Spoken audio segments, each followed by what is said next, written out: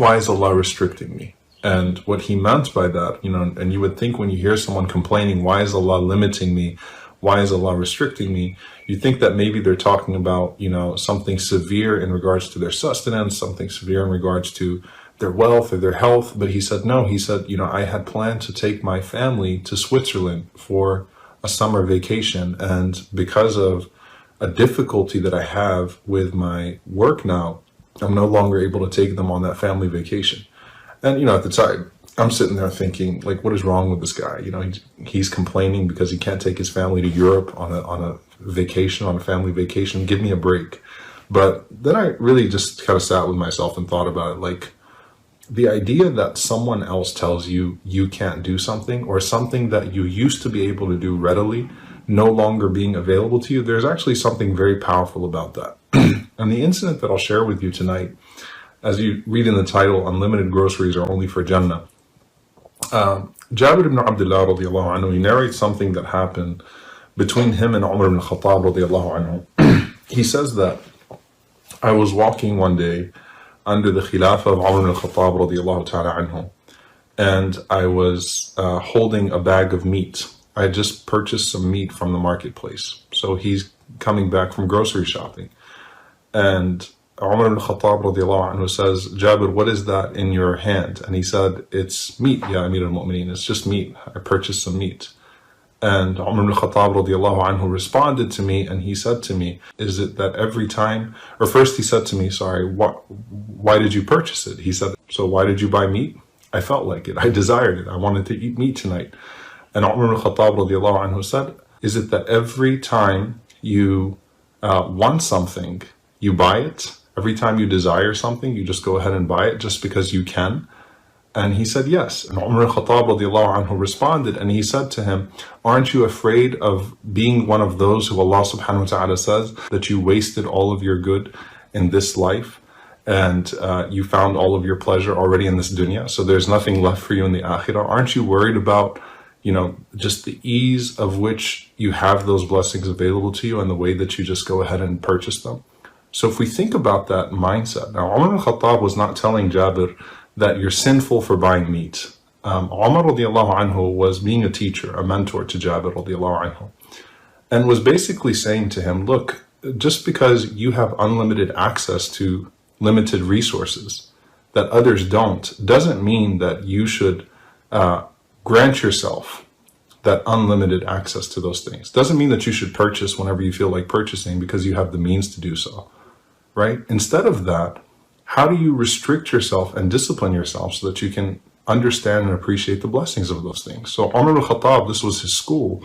Omar said, if you have a comfortable bed, don't always sleep in it so that you can appreciate the blessing of it, right? Take a day off, okay? Sometimes don't sleep in your comfortable bed, and that'll help you appreciate the blessing of that comfortable bed.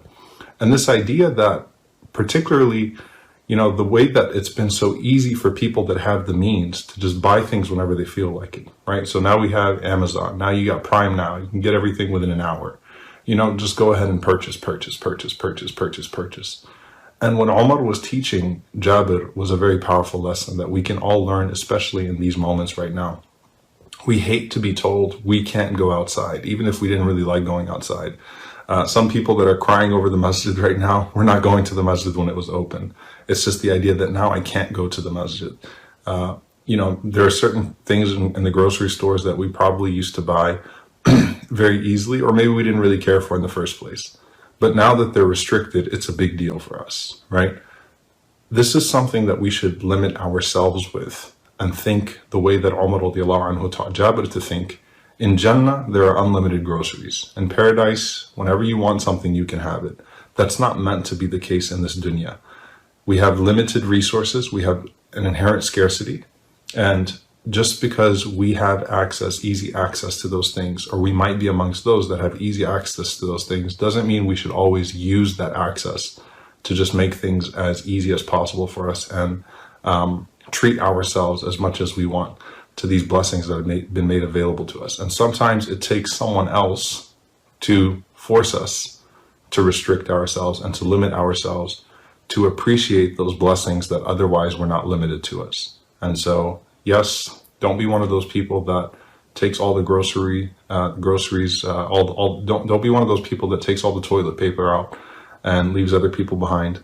When you're thinking about going to the grocery store, and if you're in one of those places where, they tell you 1 gallon of milk per person or whatever it may be, think about how that connects to philosophically what we are in this dunya and what the nature of this world is. We're not meant to have unlimited anything in this world.